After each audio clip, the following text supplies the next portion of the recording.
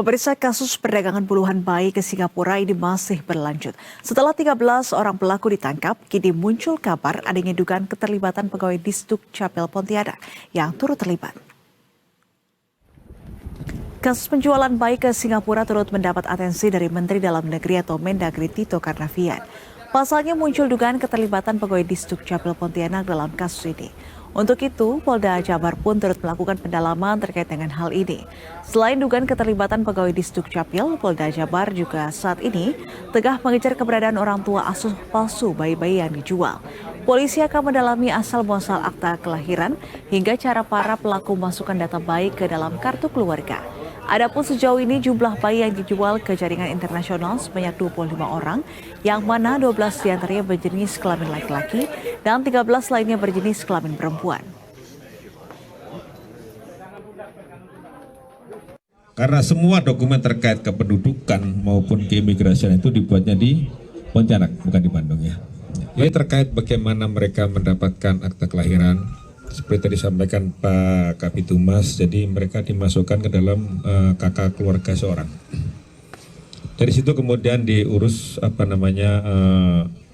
akta kelahirannya, sekaligus di dalam akte itu sampaikan bahwa orang tua kandungnya adalah yang ada dalam kakak, sehingga ini sudah ada unsur pemalsuannya. Nah dari situ baru diurus paspornya. Untuk selanjutnya nanti dibawa ke Jakarta lagi untuk dibawa ke Singapura. Nah ketika ke Singapura inilah orang tua palsunya tadi juga ikut sana, seolah-olah dia adalah orang tua asli dari bayi itu, menyampaikan bahwa memang karena kondisi ekonomi yang tidak memungkinkan untuk merawat anak, sehingga mereka akan menjual bayinya untuk diadopsi oleh adopter yang ada di sana. Pemirsa, sebelumnya ramai isu pegawai Dinas Kependudukan dan Pencatatan Sipil atau Dukcapil yang diduga terlibat dalam sindikat perdagangan bayi ke Singapura. Setelah kasus penjualan bayi ini mencuat, Menteri Dalam Negeri Tito Karnavian menyatakan pihaknya akan menelusuri dugaan keterlibatan oknum Dukcapil dalam kasus ini dan mendukung penuh proses hukum yang sedang berlangsung. Kini kasus sindikat perdagangan bayi tengah diusut oleh Polda Jawa Barat.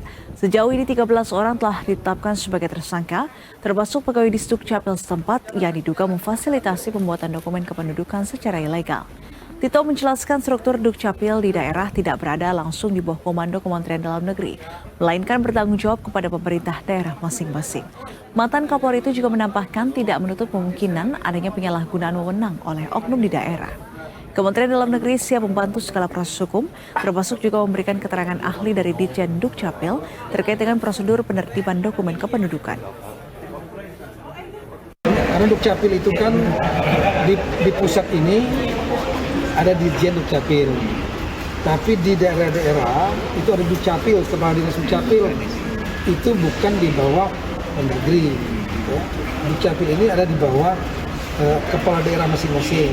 Tapi kalau memang memang terlibat, ya saya berharap itu ditindak tegas oleh penegak hukum. Dan kami dari Dukcapil, Mendagri, kalau diminta sebagai saksi ahli tentang proses penerbitan satu akte kelahiran misalnya, itu kita akan kami menjadi saksi ahli. Sebelumnya, pemirsa, publik dibuat geger dengan terbongkarnya tindak pidana perdagangan orang dengan jumlah mencapai 24 bayi. Bayi-bayi itu bahkan ada yang dipesan sejak dari dalam kandungan yang kemudian dijual oleh orang tua bayi malang itu seharga 10 juta hingga 16 juta rupiah.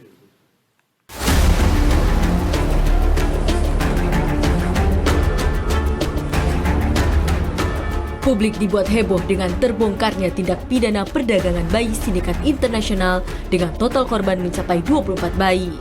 Kasus ini terungkap usai salah satu orang tua bayi melapor ke polisi dengan dalih anaknya diculik. Ternyata setelah ditelusuri, sang bayi yang baru dilahirkan dijual kepada pelaku berinisial AF yang dikenal melalui Facebook. Dari komunikasi melalui Facebook itulah orang tua bayi malang itu bertemu dengan AF dan disepakati jika bayi itu akan dijual seharga 10 juta rupiah. Namun setelah bayi itu diserahkan, AF hanya memberikan uang untuk biaya persalinan dan tak kunjung mengirimkan uang 10 juta yang telah disepakati. Orang tua korban kemudian melaporkan hal ini ke polisi dan terungkaplah jika bayinya bukanlah diculik, melainkan dijual kepada pelaku. Usut punya usut, dari hasil penelusuran dan penyelidikan, AF diketahui merupakan seorang wanita yang bertugas sebagai perekrut alias pencari korban di halaman Facebook khusus adopsi anak. AF mengaku telah melakukan aksinya sejak tahun 2023 dan telah menjual setidaknya 24 bayi. Setelah dilakukan pengembangan, terungkap jika AF tak beraksi sendiri. Ia ternyata dibantu oleh 12 orang lainnya dengan peran yang berbeda-beda. Mulai dari perekrut, perawat yang ngurus bayi-bayi sebelum dikirim, hingga pengurus dokumen keimigrasian bayi sebelum diterbangkan ke Singapura. Tim Liputan Berita 1.